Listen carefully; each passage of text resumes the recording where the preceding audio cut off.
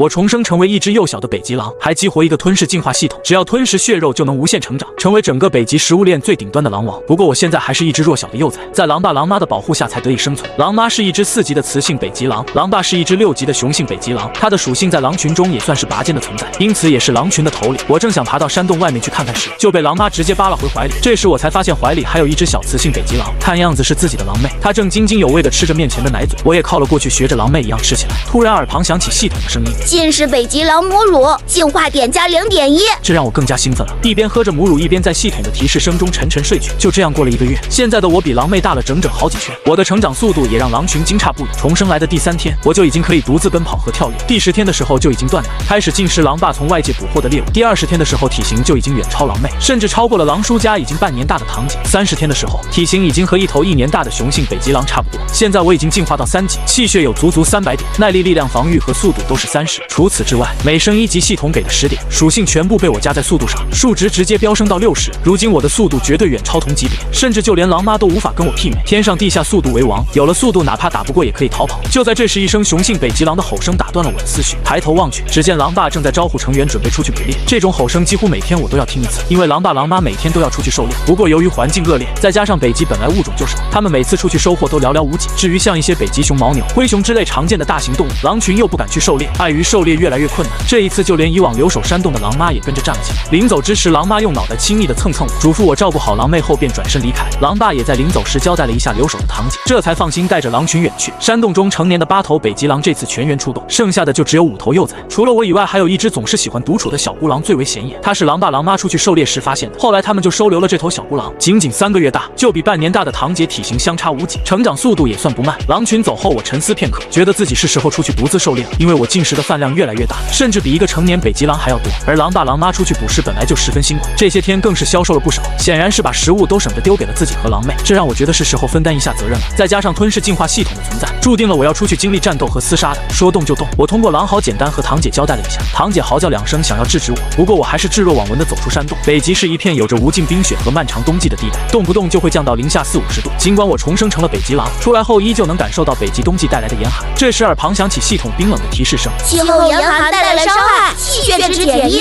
气候严寒使宿主体力消耗翻倍，请注意节省体力。这声音让我知道自己不能在外面逗留太长的时间。倒吸一口冷气后，我就一步步远离了山洞。本打算跟上狼爸出去猎食的步伐，不过在途中发现了好几窝北极兔，它们正在啃食雪地里的苔藓。心念一动，不远处几只北极兔的属性浮现在我眼前，其中最高的一只达到了3级，速度值更是达到了恐怖的53，这也是狼爸狼妈对他们视若无睹的原因。抓住他们实在太消耗体力了，但这对于我来说却不算是。我收敛气息，身体趴在地上，缓缓向前移动。在距离10米的时候，北极兔发现了我，开始慌不择路的逃窜。我猛地纵身一跃，在空中露出锋利的狼爪，落地一扑，狼爪沉重的拍击在雄性北极兔的脖颈处，为首的雄性北极兔立即倒在雪地上开始抽搐，口鼻中也流出鲜血。我又立即转身追击其余的猎物，成功留下几只幼崽。半个小时后，6只北极兔零散地躺在雪地上，而我也已经消耗了大半体力，直接来到北极兔尸体前大口撕咬。宿主禁食北极兔获得1点进化值。听着耳旁的系统声，我更是狼吞虎咽起来。吞食每一种食物都能获得进化值，不过也都是刚开始吃的时候获得的进化值多。在进食掉雄性北极兔和一只幼崽后，进化点就已经减少到了0.1。2只北极兔下肚后，我没有再继续进食，摇起地上北极兔尸体向山洞走去。但我不知道的是，刚才发生的一切都被远处越野车中的探险者看在眼里。奔波了2趟，我才将剩下的4只北极兔全部带回山洞。堂姐狼妹和几头小狼崽看到后嗷嗷直叫，满眼都是惊喜和崇拜之色。我低吼一声，叼了只北极兔幼崽尸体扔在他们面前。得到许可后，几头小狼撒欢似的吃起来，尤其是那只小孤狼，甚至还想要抢夺弱小堂妹那一边的肉食。被我看见后，直接将它拍飞3-4米远。我有些怒气的嚎叫了2声，爬起来的小孤狼赶忙惊慌的认错，低嚎起来。弱肉强食，强者为尊也，再次得到了很好的体现。小孤狼低嚎了半天，他看着我重新趴回狼窝后，这才小心翼翼的再次来到北极兔尸体旁。不过这次他可不敢再有一点抢食的心思，只是稍微啃咬了几口鲜肉就蹑手蹑脚的退了回去。以往在狼崽中作威作福的小孤狼，这次算是长了教训，透出畏惧的同时，眼神中也带着一丝疑惑。他有些不明白，为什么以前那个连站都站不稳的小不点，现在可以这么轻易的打败他，而且个头还要比自己大上不少。小小的眼神尽是疑惑，但没人和他解释。一只北极兔下肚，4头小狼崽也吃得肚皮滚圆，剩下的2只北极兔幼崽也就留给了狼妈。时间一晃就到了晚上，狼妈狼爸也拖着疲惫的身子从外面走回来，他们只抢到半只被北极熊吃剩下的海豹，根本填不饱他们的肚子，甚至就连今天体力的消耗都不一定补得回来。自己的幼崽今天更是得饿肚子。想到这里，狼妈有些烦闷地嘶吼了一声，如果一直这样下去，狼群恐怕坚持不了多久。忽然狼妈的鼻子动了动，她嗅到一股浓重的血腥味从山洞中窜出，狼妈2声急促的狼嚎让整个狼群一震。狼狼爸带着几只北极狼疯了一般冲向山洞。狼爸身为头狼，怒吼中带着一丝浓重的杀意。躲在山洞中吃饱喝足的几只小狼崽，听着这熟悉的吼叫声，都是忍不住一个机灵坐了起来。我也不例外，还以为是狼爸狼妈遇到了什么敌人。我迅速的爬起来向洞口冲去。狼爸高达60的力量和速度直接从洞口窜进来，白色的狼爪拍在地上溅起几块碎石。看着暴怒中又没有敌人的狼爸，我一时间愣在了原地。身后的狼妹和堂姐更是有些瑟瑟发抖。没几秒，狼妈和其余几头狼也都冲进来，他们扫视着山洞，在发现几头小崽子都平安无事后，浑身架起的毛才慢慢平和下来。狼妈低吼一声，伸出舌头不停地舔着我和狼妹，而我也猜到了他们刚才暴怒的原因，小声低嚎一声，接着从山洞中叼出剩下的2只北极兔。那股血腥味就是这上面出来的，可这食物是从哪来的？北极兔那么难捉，难不成是小崽子捉来的？狼妈一脸疑惑的扭头看着旁边的我，我嚎了一声表示肯定。一时间，所有北极狼都好奇地看向了我。谁能想到1个月的小狼崽就已经能独自狩猎北极兔，成长的速度未免有些太快了。这要是再过一段时间，岂不是很快就超过他们了？在这一刻，狼群里的几头狼看向我的眼神都发生了变化。狼妈低吼一声，第一个收回眼神，她只是惊讶我成长的速度，除此之外并没有多想。狼妈叼走了1只北极兔幼崽，她刚生完不久，身体确实需要补给，剩下的1只，在几头幼崽都表示吃饱了，狼爸才扔给其余几头母狼。至于他们几头公狼，则都是默默回到山洞中原来的位置睡了起来，毕竟睡觉才是最节省体力的。狼妈吃掉小半只北极兔，终于缓过来点。虽然她很想吃掉剩下的半只北极兔，但还是努力克制住了自己。在没有其他狼看到的角落，她偷偷的给我和狼妹放起来，随后低嚎2声，悄悄告知了狼妹和我。不管我怎么推辞，狼妈还是固执的将食物留给我俩。见状，我忍不住从心底叹了口气，同时也知道自己得努力进化，这样才能让自己能安稳的活下去，也能让狼妈狼爸不再为了一点食物疲于奔命。我要成为整个北极真正的王者，成为整个北极食物链最顶端的狼王。怀揣着对未来的美好憧憬，我也趴在狼妈身边准备睡觉恢复体力，明天好再出去猎食。第2天，我刚从睡梦中醒来，就发现狼妈狼爸和几头成年北极狼已经不在洞中，显然是早早的出去找寻食物了。几只幼崽依然在呼呼大睡。我走出山洞，对着白雪皑皑的北极长嚎了一声，看来自己未来要在这里生存很长时间。长嚎完，我就感觉肚子又有些饿了，随即决定再出去碰碰运气。没走多远，我就从空气嗅到一股血腥味，顺着味道传来的方向一点点走过去。10几分钟的缓慢行动后，我停在一处茂盛的灌草处，抬头望向远方，很快就看清了血腥味的来源，那是一头7级北极驯鹿的尸体。这要是在往常，都得是狼群全员出动才能猎杀的目标，可现在这样一头等级高达7级的雄性北极驯鹿，就这样被躺在我面前。北极驯鹿尸体上并没什么撕咬的痕迹，只有脖子和4肢流淌出的鲜红血液。看到这一幕的我很是疑惑，什么动物能这么轻松地干掉这样一头雄性北极驯鹿？难道是北极熊？可如果是北极熊杀死的，怎么会将尸体丢在这里？反复确认周边环境十分安全后，我才小心翼翼地走向北极驯鹿的尸体。这头北极驯鹿足足有着200-300斤的样子，就算是整个狼群吃一顿都吃不完。在仔细观察中，很快就发现了这驯鹿尸体有点奇怪，鹿角和鹿鞭消失了，像是被人拿刀直接割掉，伤口十分整齐，绝对不可能是动物撕咬出来的。难道是人类猎杀的？鹿角还未完全骨化时被叫做鹿茸，不少人会花大价钱购买这种名贵药材。至于鹿鞭也是泡酒用的上好东西。驯鹿脖子上的致命伤是一个深陷的血洞，这样的伤口绝对是枪械造成的，种种迹象断定这头驯鹿肯定是死于人类，所以只没有了最值钱的鹿茸和鹿鞭。看到这里，我倒吸一口冷气，看起来北极也不是想象中的那么安全，不仅要时刻面临着食物短缺的风险，还要面临这些偷猎者。危机一瞬间涌上心头，看来我必须要加快进化的步伐了。他的尸体也给我提供了不少进化值，吞噬掉5-6斤鹿肉后，我便停止了进食。吃得太饱容易影响行动，毕竟在这冰天雪地的野外，遇到什么危险可就不妙了。现在我只差10几点进化值便可以再次突破到4级，不过眼下最重要的还是将驯鹿的尸体拖回山洞。可以我目前的小身板还是有些费劲，不过很快就利用人类智慧找到解决的办法，找来2根木棍，顺着血腥味找到这里，正匍匐在灌草丛中注视着我的行动，确定我独自出来觅食后，直接露出锋利的獠牙，趁我摔倒的时候一跃而起。而我也看到扑来的家伙，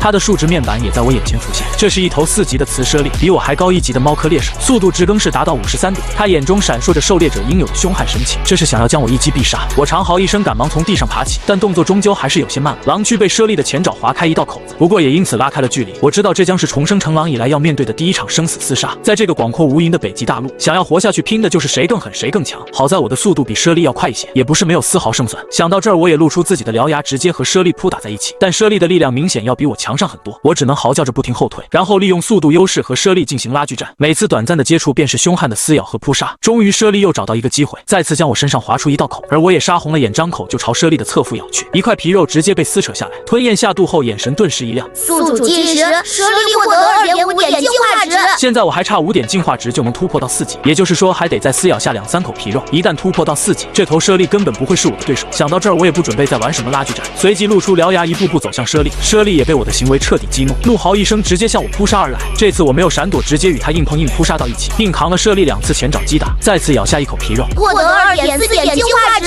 只要猞猁锋利的爪牙不往要害处招呼，我就视若无睹。瞅准时机，又从猞猁的前爪处咬下一层皮肉，获得2.3点进化值。前爪受伤导致猞猁的战力也受到了影影响，他终于升起一丝退意，但我根本没给他这个机会，直接扑到猞猁的背部，狠狠咬下一块血肉。吞下这口血肉后，我的实力也得到迅速提升，进化的力量游走在全身上下的每一处。恭喜宿主晋级到4级。我再次将额外的10点属性值分配到速度一栏，速度属性直接飙到80点。感受着暴涨的力量，我忍不住长嚎一声，身下的猞猁飞奔而逃，但他的速度在我看来极为缓慢，一个呼吸的时间便追上了猞猁。80速度配合着40力量的扑击，直接将猞猁的脊椎一爪拍碎，眼看是活不成了。我又上前给他来了个痛快，第一次生死厮杀终于圆满落幕，刚刚受的伤也在进化中完全恢复。在猞猁彻底咽气后，我的眼前突然弹出几道淡灰色的消息提示：以弱克强，临阵突破，浴血搏杀，最终胜利，目标死亡，战斗评级 S， 获得地级猎杀天赋。看到眼前飘起的消息提示，顿时一愣，没想到厮杀战斗还会有着额外收获，不过只有战斗评级达到 S 才会有这种奖励。我摇了摇头，没有再多想，而是查看了下所谓的天赋。猎杀天赋开启后，可以提升自身50%的移动速度，持续时间60秒，冷却时间24小时。有了这个天赋，我的实力也算是增强不少。当2个尸体扔在几个小家伙面前时，他们看我的眼神中满是敬畏和崇拜。猞猁的尸体被我放在一旁，毕竟他的肉还是能给我提供不少进化值。随后又将北极驯鹿的尸体往前一推，示意4只狼崽子放开了吃。目前堂姐和小孤狼的实力都是2级，除此之外便是狼群中另一头雌狼的孩子。这头小白狼属性达到了1级，最弱的便是最亲的狼妹，只有可怜巴巴的0级。我找了个舒服的位置后，直接趴下睡起了觉。狼妹吃饱后也回到我身边睡起来，一晃就到了晚上。睡醒后的我发现狼爸狼妈他们竟然还没有回来。至于驯鹿尸体，在小孤狼他们吃完后，已经自觉地搬到山洞深处，以防有别的狩猎者闻着血腥味寻到山洞。见状，我在心中默默给他打了不错的评分。我起身向外走去，刚到洞口就感觉到一阵寒风扑面而来，远远望去，发现寒风有着越来越大的趋势，难不成是暴风雪要来了？想到这儿，我心里突然一沉，狼爸狼妈他们没有回来，可能也和这个有关。毕竟狼群一共8头成年北极狼，倾巢出动之下，只要不去主动招惹北极熊之类的霸主，那几乎没什么狩猎者可以对他们构成威胁，所以对他们倒是不怎么担心。这头200斤的北极驯鹿尸体也足够我们吃上数天。我在山洞附近巡视了一番，确定没什么危险后，便重新返回山洞。除了堂姐醒着警戒，周围其余3只狼崽都在呼呼大睡。我低嚎一声，示意我来警戒。堂姐也通过嚎叫和我进行短暂交流，告知我一些警戒事项后就回去睡觉了。现在的堂姐已经开始把我当做狼爸那种的头狼来看，毕竟我现在已经有实力出去狩猎来养活他们几只小狼崽。山洞外的风雪越来越大，许多在北极生存的动物都在找地方躲避。有只北极燕鸥竟然飞到了狼群的洞口，我凭借着超快的速度一爪将其拍下来，将燕鸥身上的毛剪单拔了拔便吞进肚里，因此还给我提供了不到3点的进化值，这也算是首夜的意外之喜。天蒙蒙亮时，几只小狼崽也都醒来，开始无聊的打打闹闹，而我只是懒洋洋的趴在石头上，眼皮都懒得动。没过一会儿便觉得有些饿了，于是就招呼几只狼崽子吃饭。他们吃北极驯鹿的尸体，而我依旧尽食猞猁尸体，吃了7、8斤左右便吃不下了。这些肉给我提供了近20点进化值。饭后我又去山洞外面巡视了一圈，暴风雪稍微小了一些，可依旧冰寒刺骨。巡视一圈后便赶快返回山洞，发现精力旺盛的小孤狼也蹦蹦跳跳的来到洞口，可很快就被一阵狂风吹回来。不服输的小孤狼开始反反复复和洞口的寒风做起斗争。我看了一眼没说什么，毕竟狼族幼崽旺盛的精力总要找地方宣泄。接下来堂姐开始担任警戒，我也找了块被封的石头睡起来。时间一晃过去了7天，期间暴风雪断断续续的，直到今天才完全停歇下来。山洞之中的猞猁已经吃完，这几天又给我提供了20多点的进化值。北极驯鹿的肉也吃得差不多了，尤其是小孤狼的饭量都能抵得上一头成年北极狼，目前体型也已经比堂姐的体型大得多。除此之外，小孤狼身上发生了别的变化，短短几天它的数值属性增强了不少，并且物种后面还多了一个异种备注。以前小孤狼绝对没有异种这个词，应该是这些天食物足够吃才开发出的自身潜力。小孤狼看我向他走过去，赶忙乖巧低顺的嚎叫了一声，还给我舔了舔腿上的毛发，随后翻起肚皮以示最大的亲昵和讨好。看到这种行为，我也低嚎一声，伸出爪子拍了拍他的头，将这只异种实力的小孤狼彻底收为小弟，顺便给他重新起了个代号，叫做小灰。如今暴风雪已经彻底停下，狼爸狼妈他们应该也快要回来了吧。就在我思绪纷飞的时候，远处出现一对狼群身影，看着这对身影，我忍不住长嚎一声，紧接着远方响起接二连三回应的狼嚎，响亮悠长的狼嚎在空旷的北极大陆上空回荡。8头成年北极狼一头不少的全部回来，而且还拖拽着1头成年驼鹿和3头驼鹿幼崽。狼妈看到我时，直接将嘴里叼着的驼鹿幼崽扔到我面前，我低嚎一声，示意这种容易消化的小幼崽还是留给狼妹。懂事的行为让狼妈又是忍不住伸出舌头舔了舔我。在我将狼妈带回山洞后，几只小狼崽都是欢呼雀跃的起身围在狼妈身边，只有小灰屁颠屁颠的跟在我身后。狼妈将驼鹿幼崽撕咬开，便扔给了几头小狼崽。本来也想进食的小灰突然想到了什么，便抬头看了看我，得到我的允许后，他才开始大口吃起来。狼妈注意到了这点，但也没有任何异议，毕竟强者为尊，一群狼崽子听我的话也是属于正常的。狼爸他们看到几只小狼崽都平安无事，也放下心来，安慰了幼崽一番后，便将食物丢给他们。至于这几天是怎么度过的都没有询问。狼群回来后，本来空荡荡的山洞又热闹起来，有照顾幼崽的，也有担任警戒的。堂姐的母亲也开始教他一些狩猎和捕食的技巧。作为头狼的狼爸走出山洞，开始在周边巡视，也重新在山洞周围做了气味标记。狼妈则是示意我快来进食，我低嚎一声，然后带着小灰走向驼鹿尸体。这头8级雌性驼鹿的属性数值十分高，整个狼群也是费了9牛2虎之力才拖拽回来。我也没有客气，上去从脖子处撕下一块血肉，一口肉就是5点进化值，这让我眼前前顿时一亮，也开始狼吞虎咽地吃起来。获得进化值的提示音不断响起，一口气吃下10几斤的鹿肉，同时也给我提供了50多点进化值，距离再次升级还差35点，这让我浑身都充满了动力。时间犹如白驹过隙，数天时间转眼即逝。狼群靠着驼鹿尸体短暂休息了几天，一头成年驼鹿和3头幼崽驼鹿，直到今天才吃完。狼爸他们本来打算今天外出狩猎的，但天气明显不好，便放弃了这个打算。而我现在只差几点进化值就能再次升级，这让我有些按捺不住想要出去狩猎的冲动。但每次稍微有所动作，就被狼爸低嚎2声赶回山洞。于是我打算在狼爸他们睡觉的时候再出去。时间一晃到了下午，狼爸他们为了节省体力也都睡起觉来。我趁机悄悄起身走出山洞，回头一看，却发现小灰也跟了上来。他的属性也快到达3级，因此我也没有强迫他回去。低嚎一声，我们就一起出发了。今天天气灰蒙蒙的，能见度并不高，这也是狼爸放弃外出狩猎的原因。不过我却没有半途而废的打算，我还差5点进化值就可以升级了。很快就看到一窝北极兔，但他目前给我提供的进化值微乎其微，除非实在是饥饿难耐，否则懒得出手猎杀他们。导师身后的小灰跃跃欲试，得到我的同意后，小灰高兴地朝着前方北极兔狂奔而去。但他还没跑到跟前时，一窝北极兔就立即四散而逃。见状，我走过去，直接给了一巴掌，作为狩猎失败的惩罚。接下来，我又教会了小灰什么叫匍匐前进，什么叫隐蔽身形，而小灰也十分认真地在学，并且反反复复在灌草丛练习着。我一边带着他，一边也在搜寻着猎物。突然，来自动物的第6感直接让我狼毛炸起，赶忙狠狠地将小灰按在灌草丛中，让他不再动弹分毫。我也将狼躯隐藏在灌草丛中，一双淡蓝色的狼眸看向不远处。果然，没过几秒钟，一头有着足足2米的灰熊从一旁的灌木中走出来。灰熊将灌木上的一些小颗粒的果实扒拉下来，就往嘴里塞。11级雄性灰熊的恐怖属性面板也出现在我眼前，除了速度是43，其他都是上百的数值。如果跑的话，我肯定能跑掉，可小灰就跑不掉了。纵使灰熊的速度再慢，追一只不足半年的幼崽还是很容易的。因此，我直接将小灰按得死死的，不能让这头灰熊发现，不然的话，到时候想救小灰也无能为力。好在这头灰熊吃完附近几颗灌木后，就慢慢悠悠的离开了。我这才算是松了口气，将小灰放开。不过今天偶遇到这只灰熊，也让我升级进化的念头更加强烈了。总有一天，我会成为这片北极大陆最强的狩猎者。纵使灰熊、北极熊这些大型霸主，也将会出现在我的食谱之上。在我和小灰不懈的努力搜索下，终于发现一头落单的6级雌性社牛。这头未成年的社牛体重高达400-500斤，以我目前的实力还是可以搏一搏。随即示意小灰趴在草中不要动。猎杀这种大型动物，现在的他根本帮不上忙，就算是我被牛角顶上一下也不好受。我在雪地中慢慢匍匐前进，不远处的社牛一边啃食灌草，一边四处张望，殊不知危险正在悄然靠近。而这一幕正被不远处的探险者全程直播，各国网友都在为北极狼担心。就在这时，隐藏在灌草丛中的北极狼动了，一道白色狼影以极快的速度冲向社牛。社牛还没来得及反应，就被极具杀伤力的一爪狠狠拍在眼睛上。一时间，直播间的众多网友纷纷开始夸赞起来。刚刚的一爪也让社牛彻底发狂，狂叫2声，直接向我狂奔而来。在快要接近我的时候，狼躯略微一侧，便完美的躲过了野蛮冲撞，顺便还伸出狼爪在社牛的脖子上来了一下。再次受到攻击的社牛急杀回转，再次野蛮冲撞。这次撞过来的时候，我没有躲闪，而是纵身一跃跳到社牛背上，狠狠撕咬下一片血肉。但很快我也被疯狂晃动的社牛甩下来，刚刚落地，社牛那宽大的牛蹄就朝我狠狠踏来。见状，我立即吞下那块刚撕下来的血肉，进化值也终于到达160点，让全身细胞欢呼雀跃的进化力量再次降临。而我也成功突破到5级，各项数据也得到全方位的增强。额外的10点属性依旧被我分配到速度一栏，数值直接飙升到100点。目前整个北极大陆，我还没有看到过超过100速度的动物，也就是说，我以后可以在整个北极来去自如了。就算遇到打不过的肉食动物，起码逃跑起来也不再是问题。而现在也是时候将这头社牛彻底解决了。他也察觉到我气势的变化，不过并没有退却，依旧朝我狂奔而来。而我也露出锋利的獠牙冲过去，极致的速度让眼睛受伤的社牛根本看不清我的身影，他只觉得被一团白色影子缠上，紧接着锋利的獠牙就刺进自己的咽喉，鲜血在快速流逝。社牛想再次吼叫，可他已经完全发不出声音，但他依旧在疯狂挣扎，哪怕流了这么多鲜血，还是没有死亡。此时不远处的探险家几乎都看呆了，他捂着红润的嘴唇，眼神中满是震撼。刚刚他还在为这头独自狩猎的北极狼担忧，会不会被社牛踩坏身子，可转眼间就情势逆转，锋利的獠牙和狼爪在肆意摧残着社牛的生命力。直播间的人数更是达到一个前所未有的高度，网友们都在让他跟踪拍摄白狼。对于这些消息，他只能摊摊手，表示无能为力，毕竟这里是危险重重的北极。随着一声嘹亮的狼嚎声响起，垂死挣扎的社牛逐渐失去神采，看着不再动弹的社牛，我也喘着粗气松开口。这时眼前弹出几道消息提示：临阵突破，精准闪避，最终胜利，目标死亡。此次战斗评级为 S， 获得10支潜力药剂和3支进化药剂，这让我有些出乎意料。看来只要在战斗中有足够多的量，也可以获得不错的评分。兴奋之余，我抖了抖身上的鲜血，狠狠从社牛脖子处撕咬下一块血肉，吃进胃里化作滚滚能量，转换成进化值。这一场狩猎，我的实力再次突飞猛进。如果现在动用猎杀天赋，哪怕是成年的社牛，我也敢拼一拼。吃掉7、8斤血肉后，我便停止了进食，同时给我提供了40多点进化值。如今的北极已经进入冷季，我进食完后天色已经完全暗淡下来，不过我在黑暗中依旧看得很清楚，那双闪烁绿光的眸子让人不禁有种摄人心魂的恐惧。而不远处的探险家也悄悄驱车离开，行驶的声音让我忍不住看过去，不过我没有什么动作，只是静静注视着这辆越野车离去。对我来说，只要不是一些穷凶极恶的偷猎者，倒是也没什么。看着越野车离开后，我才示意隐藏在灌草丛中的小灰过来进食。小灰一边吃一边低嚎，对英勇无敌的老大表表达着敬畏和得到食物的兴奋。我从周围找来2根滚圆的灌木，准备用托运的方法将这头射牛带回山洞。在回去的路上，我们还遇到了闻着血腥味而来的几只北极狼。为首的雄性北极狼感觉到我的不好惹，对峙了一番后便识趣的退走。我们将射牛尸体拖回山洞，附近正好碰到外出巡视的狼爸，我马上松开猎物，长嚎一声，示意狼爸自己已经回来了。狼爸听到嚎叫后，一双绿油油的眼睛望了过来，他一直悬着的心终于慢慢放下，但很快又嗅到一股浓郁的血腥味。狼爸飞奔过来，伸出舌头到处舔着我的毛发，很快就分辨出血腥味的味道不是自家狼崽的。只见小辉正拖着猎物往前缓缓移动着，狼爸走过去用鼻子嗅了嗅，他有些不敢相信这竟然是一头射牛，这样体型的射牛就算是他都不敢招惹。本来还想着狠狠教训教训小崽子的狼爸瞬间沉默了，转头后才发现自家小崽子又大了一圈，体型已经能和他比肩，实力体型猎杀食物。眼前的一幕好像在无声诉说着这小崽子貌似已经超过了他。狼爸帮忙把射牛尸体拖回山洞，但过程中一直都很沉默。山洞内的狼群看到这头射牛的尸体时也有些发愣，这是什么情况？难道是头狼独自去狩猎了？狼爸低嚎着向我看来，众狼这才知道这头射牛是我猎杀的，他们看向我的目光带了些许敬畏。不少雌狼立即帮我舔了舔染血的毛发，摇动着尾巴表达爱意，但在狼妈的龇牙怒视下，这群雌狼才夹着尾巴悻悻离开。我低嚎一声，示意狼妈和狼妹他们来吃猎物。至于其他狼族，没有狼爸的命令谁都不敢动。等了半天依旧没有听到进食的命令，便只能吞咽了下口水，重新回到自己的位置，闭上双眼。狼妈则是来到狼爸身边，舔着他的毛发，在无声安慰着他。我低嚎一声，主动招呼狼爸过来进食，但狼爸什么也没说，直接睡了起来。见状，我微微叹了口气，狼族之中很多观念还是太根深蒂固，自己目前的实力已经威胁到狼爸的地位，而这也是他一直沉默的原因。哪怕是狼王亲生的孩子，在成长起来后也得出去自立门户，建立一支属于自己的狼群。时间一晃又过去半月，北极大陆白天的时间越来越少。这段时间，狼爸带领狼群出去狩猎了4、5次，可每次得到的收获都不如人意，最后也只能厚着脸皮和一群幼崽分享我猎杀回来的射牛。而我这些天也没有立刻出走狼群，只是和小辉出去找了找安全系数较高的山洞。小辉现在已经突破到3级，体型和狼妈相差无几，实力更是比普通4级的北极狼还要强。这段时间我也看了看系统奖励的药剂，进化药剂能提高进化值的获取，并且能维持3天时间。潜力药剂可以开发身体潜力，我自己用了5支，然后偷偷给3只狼崽都注射了1支。第2天他们酣睡的时间明显变长，我低嚎一声，带着小辉走出山洞去狩猎。小辉是异种，所以第1天就有了变化。